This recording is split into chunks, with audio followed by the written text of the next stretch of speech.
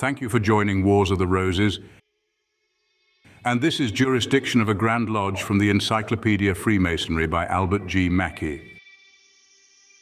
Jurisdiction of a Grand Lodge. The jurisdiction of a Grand Lodge extends over every lodge working within its territorial limits, and over all places not already occupied by a Grand Lodge. The territorial limits of a Grand Lodge are determined in general by the political boundaries of the country in which it is placed.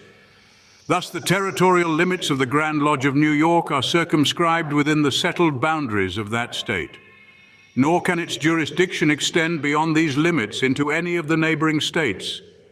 The Grand Lodge of New York could not, therefore, without an infringement of Masonic usage, grant a warrant of constitution to any lodge located in any state where there was already a Grand Lodge. It might, however, charter a lodge in a territory where there is not in existence a Grand Lodge of that territory.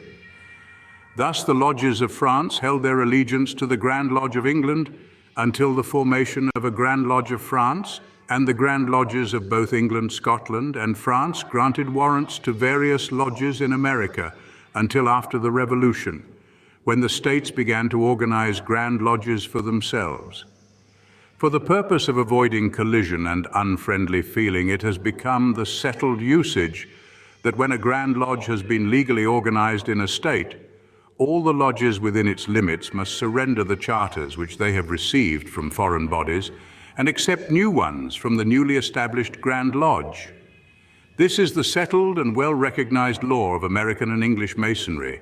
But the Continental Masons, and especially the Germans, have not so rigidly interpreted this law of unoccupied territory. And there have been in France, and still are in Germany, several Grand Lodges in the same kingdom exercising coordinate powers.